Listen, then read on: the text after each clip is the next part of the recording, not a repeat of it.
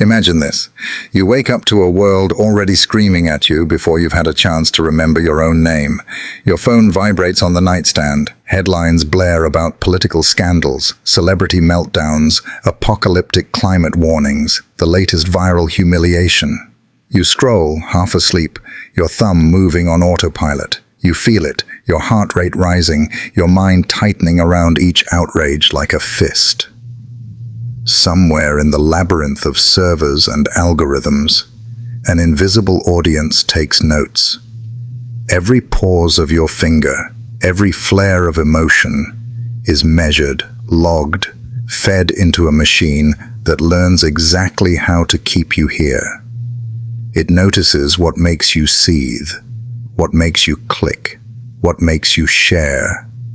It learns that you linger just a fraction longer on the grotesque, the absurd, the infuriating. And so it serves you more, not the truth, not the whole story, just the bait. The headlines sharpen into knives, the jokes grow crueler, the memes turn venomous. And the more you look, the more the world seems like a theater where the most ridiculous, shallow, and destructive performers keep getting the lead roles. It's not because they're the most talented, it's because they're the most clickable. You begin to wonder, is stupidity the new currency? You think back to that ancient proverb, the squeaky wheel gets the grease. But now, it's different. In the attention economy, the squeakiest wheel doesn't just get fixed, it becomes the main attraction. The crowd gathers, popcorn in hand, eager for its next ridiculous squeal. Meanwhile, the quiet, the thoughtful, the complex, they dissolve into static, drowned out by the blaring sirens of viral idiocy. And here's the paradox that should make your skin crawl. The very things that corrode your ability to think deeply are the same things you can't seem to look away from. Why? Because the game was never designed for truth, wisdom, or nuance. It was designed for engagement. And engagement thrives on what jolts you, shocks you, enrages you, flatters you, or makes you feel superior. Now pause. Think of your last week. How many of your thoughts were actually yours, born from quiet reflection, versus reactions to something someone else threw in your face? How many of your emotional surges were about events that truly mattered to your life, and how many were about strangers' drama, contrived feuds and scandals that will be forgotten in a month? And here is the disturbing possibility you hesitate to admit. Perhaps the real product in this game is not your attention. It's your mind itself, repackaged as predictable impulses. Perhaps you are not the customer. You are the raw material. It's not that intelligence has vanished. It's that intelligence rarely trends. The currency of this marketplace isn't insight. It's outrage. The rewards don't go to the wise. They go to the loud.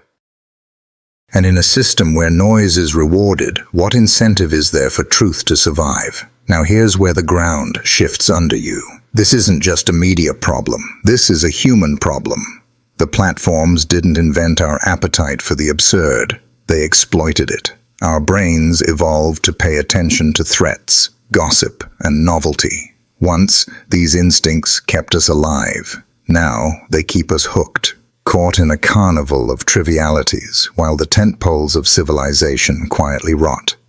Imagine a civilization where most people consume 10 times more mental junk food than nourishment, where their daily mental diet consists of sound bites and memes, outrage loops, and emotional sugar highs. What does that civilization become? What kind of decisions does it make? What kind of leaders does it choose? You may already sense the answer, and it should frighten you. And yet, here is the question you cannot escape. If the attention economy rewards stupidity, and stupidity is winning, what happens to those who refuse to play? Can you opt out without disappearing? Can you live in this age without being swallowed by its noise? Or is the only choice between shouting with the mob or becoming invisible? The truth is, neither option is acceptable. There must be another path, one that doesn't require you to feed the outrage machine.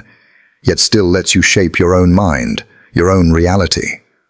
But to find it, you must first understand the true nature of the trap. Not the obvious part, the headlines, the clickbait, the trending nonsense, but the deep architecture of manipulation beneath it. You must learn why this machine works so well, why it hooks even the intelligent and the skeptical, and why simply using it less will never be enough. And to understand that, we must go back, not just to the birth of social media, but to the oldest drives of the human psyche. You think the trap began with the blue glow of screens, but its roots go deeper, so deep they're tangled in the foundations of human nature. Long before algorithms, before television, before the printing press, there was the village fire, the whisper in the marketplace, the hunger for stories that stirred emotion more than truth. Carl Jung once wrote that, until you make the unconscious conscious, it will direct your life and you will call it fate. The attention economy thrives precisely because it understands your unconscious better than you do. It knows your shadow, the parts of you you'd rather ignore, your craving for spectacle, your fear of irrelevance, your attraction to conflict. It plays them like strings so subtly you don't even notice you're dancing. Nietzsche warned of a future where the crowd would demand bread and circuses, mistaking distraction for meaning. That future is not coming. It's here. Only now the circus has been miniaturized and placed in your pocket, available at any moment, feeding you infinite acts of absurdity on demand. But here's the philosophical twist. The stupidity being rewarded isn't always what you think. It's not just ignorance. It's the deliberate flattening of complexity. It's the transformation of thought into bite-sized emotion, stripped of context, built for speed. True stupidity isn't the absence of intelligence. It's the refusal to use it when it slows you down. And in a culture obsessed with instant reaction, slowness is a kind of heresy. Why does it feel so good to join the outrage? Because outrage is cheap identity. It tells you who you are without the burden of self-examination. You don't have to wrestle with ambiguity when you have a villain to point at. Sartre would say it's an escape from the anxiety of freedom. If you are always reacting, you never have to sit with the unbearable weight of choosing your own beliefs. Think of the dopamine rush. A headline flashes, your blood stirs, you fire off a comment or a share. You feel righteous, part of something larger. But it's a phantom belonging, a synthetic tribe assembled by an algorithm that knows the exact emotional notes to hit. In the ancient world, a tribe could protect you from starvation or war. In the modern world, a digital tribe protects you from loneliness while quietly feeding your mind to the system. Aldous Huxley feared a future not of censorship, but of distraction, where truth would drown in a sea of irrelevance. The psychological mechanism behind this is simple but devastating. Your attention is finite, and every trivial outrage you consume displaces something else that could have mattered. Your brain learns patterns. Feed it enough shallowness, and depth becomes foreign, even uncomfortable. Here's the cruel brilliance. The attention economy doesn't just capture your time, it rewires your instincts.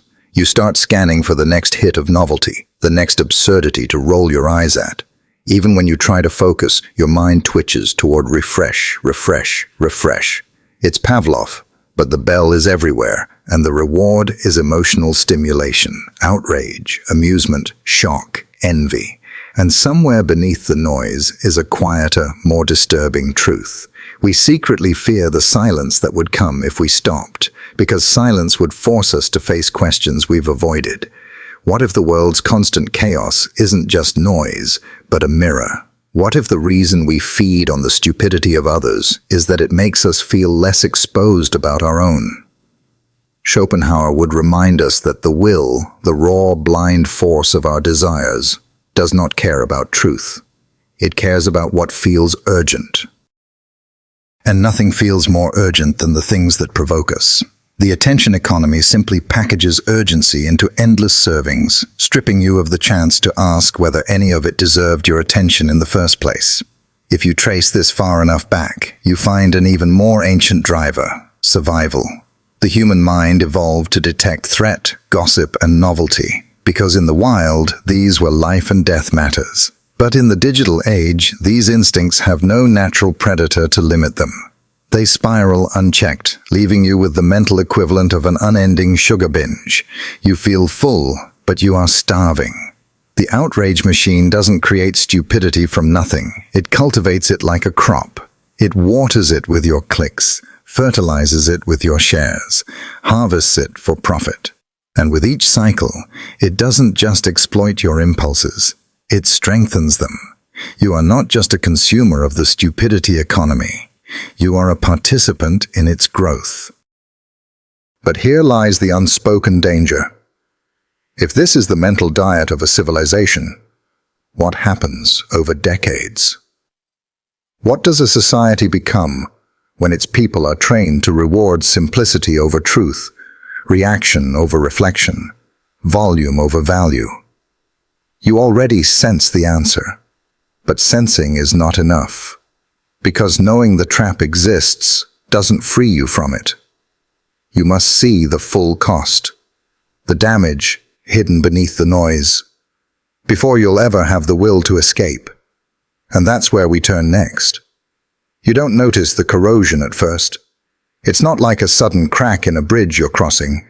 It's more like rust, working quietly, invisibly, until one day the structure buckles under its own weight. The first unseen consequence is erosion of depth. You stop lingering on thoughts. You consume and move on, scroll and move on, react and move on. You start treating your own attention like a feed, constantly refreshed, endlessly replaceable. Depth becomes uncomfortable, even suspicious. When was the last time you sat with a single idea for more than 5 minutes without checking your phone? The second consequence is emotional hijacking. The more you train yourself to respond instantly to provocation, the more you lose the ability to choose your response. Neurologically, this is no accident. The amygdala, your brain's alarm system, fires before your prefrontal cortex, the part responsible for rational thought, can weigh in. The outrage machine keeps you in a permanent state of amygdala activation. You are not reasoning, you are reacting, and reaction is profitable. Then comes the collapse of trust. In an ecosystem where the loudest and most outrageous voices rise to the top, trust becomes fragile. You start doubting everyone's motives, not just politicians and corporations, but friends, colleagues, even yourself. The line between sincere belief and manufactured performance blurs. You can't tell whether someone's speaking truth or just playing the attention game better than you. Slowly, cynicism seeps in. It feels like wisdom. I see through the lies. I'm not fooled. But it's really paralysis. If everyone's just performing, why engage? If the game is rigged, why play? And so you withdraw, not into clarity, but into numbness.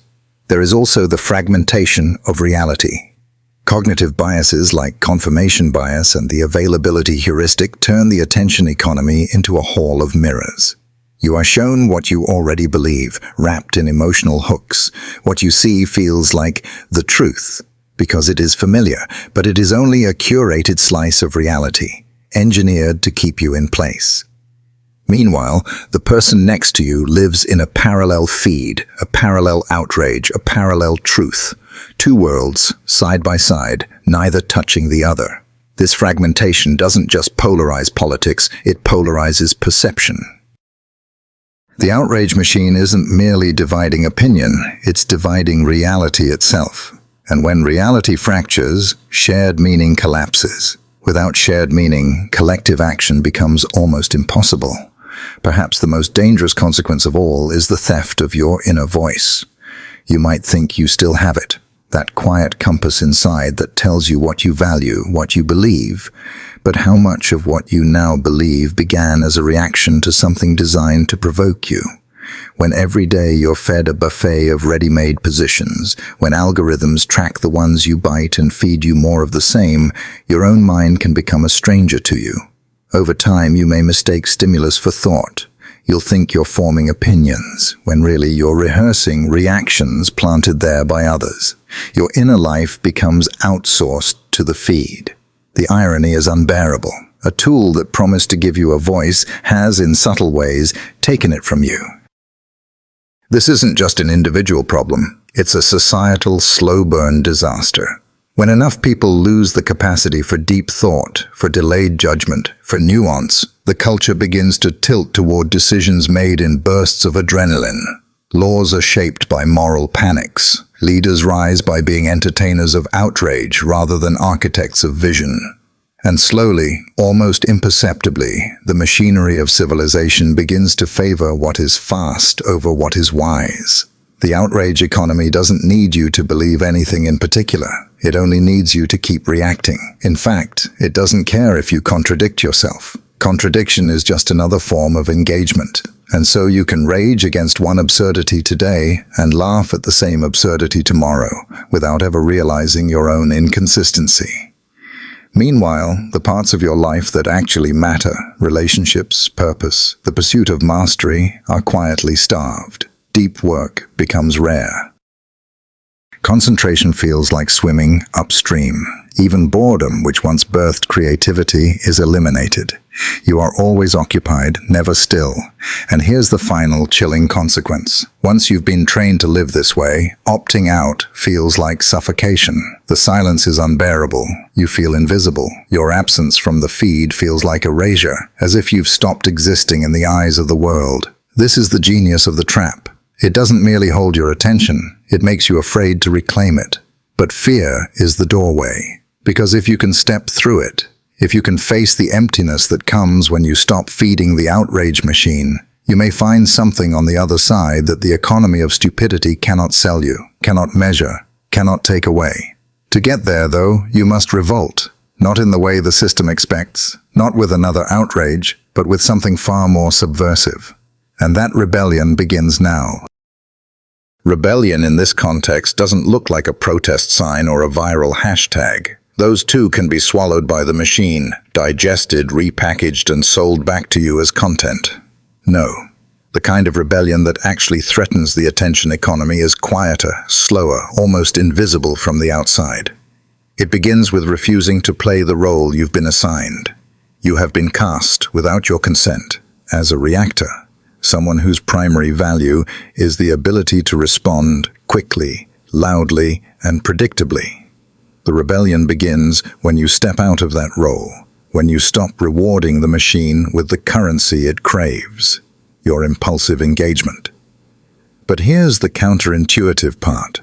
Rebellion is not withdrawal into ignorance. It's not unplugging in the romanticized sense, disappearing into some digital wilderness. That's just exile. And exile is not freedom. Freedom is the ability to engage on your own terms, to choose your inputs consciously, to decide when and how you will give your attention. The first act of rebellion, then, is to reclaim deliberateness. Before you click, before you share, before you react, pause. This pause is deadly to the machine because it breaks the feedback loop. It gives your prefrontal cortex, the part of your brain that reasons, a chance to catch up with your amygdala. It is a microsecond of sovereignty. The second act is cultivating what the philosopher Viktor Frankl called the space between stimulus and response. In that space lies choice, and in choice lies freedom. This is not a metaphor. It's a neurological reality. Each time you interrupt your automatic reaction, you're rewiring your brain, making it less susceptible to the hooks of outrage. Next comes strategic starvation. The machine thrives on constant feeding. Every click, every comment, every heated reply is nourishment. Starvation doesn't mean abstinence, it means intentional scarcity. Curate your inputs ruthlessly. Cut off sources that exist only to provoke. Seek out voices that challenge you without inflaming you. Consume at a pace your mind can digest. This is where history offers us unlikely allies. The Stoics, in the chaos of Rome's political theater, practiced apatheia, not indifference, but disciplined mastery over their emotions. Marcus Aurelius, emperor of the largest empire in the world, wrote to himself daily about resisting the pull of vanity, rumor, and rage. His meditations were not for display. They were acts of internal rebellion against the noise of power. Similarly, in the 20th century, Huxley and Orwell both warned of the mind's capture, not by overt force but by seduction into triviality. Orwell feared the boot. Huxley feared the endless circus. We now live in the hybrid nightmare. The circus wears a boot, and it taps your shoulder every 5 minutes to remind you of its presence. The rebellion against such a system is not louder noise. It is a refusal to let your mental life be defined by it.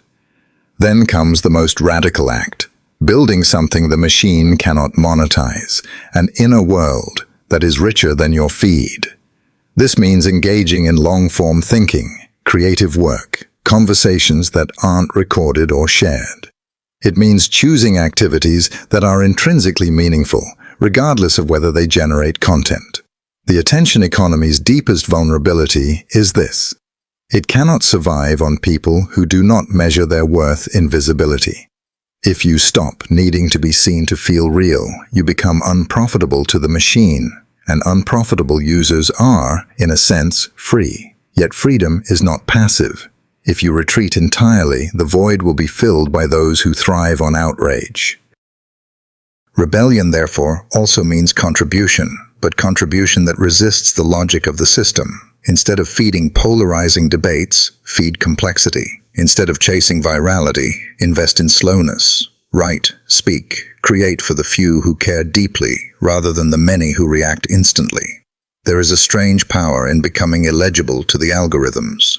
When your attention patterns no longer match the predictable curves of outrage, you vanish from the machine's most valuable datasets. You become an anomaly. And anomalies are hard to control.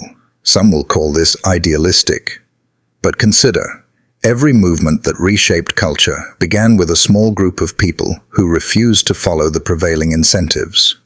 The Renaissance was born from people who valued beauty over profit. Civil rights movements were driven by those who acted from principle, not popularity. Even scientific revolutions were fueled by minds willing to think outside the frames handed to them. Your rebellion is not just personal hygiene, it is cultural oxygen. The less you feed the outrage machine, the less influence it has over what rises to the surface of public consciousness. One person's withdrawal may be a whisper, but many whispers can starve an empire. And yet, even as you take these steps, something deeper awaits. An insight that goes beyond tactics, beyond even rebellion itself. Because rebellion is still a reaction, and there is something more powerful than reaction. It is the final shift, the kind that changes not only how you engage with the world, but how you perceive reality itself. And once you see it, the machine's hold on you will never be the same. Here is the truth you've been circling without naming. The attention economy cannot actually take your attention, only you can give it away. Every click, every outrage, every emotional spike has been an act of consent. You have been tricked into thinking you are powerless because power feels easier to surrender than to wield. But power has been in your hands all along. This is the final realization. You are not fighting a machine outside of you. You are fighting the part of yourself that craves to be fed by it. Once you see this, the war shifts entirely. The machine can only exploit what you bring to it.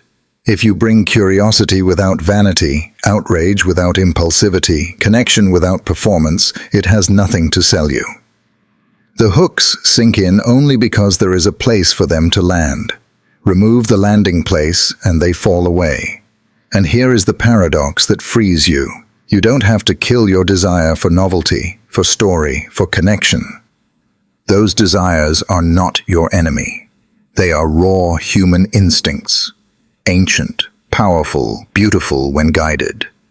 The enemy is the automation of those desires, the outsourcing of them to algorithms that flatten them into loops. Imagine instead becoming the author of your own attention, not just guarding it like a precious resource, but directing it like a beam of light, choosing what it illuminates, letting it linger, letting it deepen. Do you understand what that would mean? It means you would no longer measure your days by the speed of your reactions, but by the depth of your seeing. It means you would no longer wake in the morning asking, "What's happening out there?" but "What do I want to make happen in here?" And once that shift occurs, something miraculous happens. The feed loses its hold, not because you resist it, but because it simply becomes irrelevant. Outrage begins to look like a carnival trick you've already seen. Viral stupidity becomes as harmless as a street performance. Briefly amusing, but not worth staying for. The attention economy thrives on the illusion that the loudest thing is the most important thing. But importance is not volume, it is meaning. And meaning is something you craft deliberately, not something handed to you by a trending topic.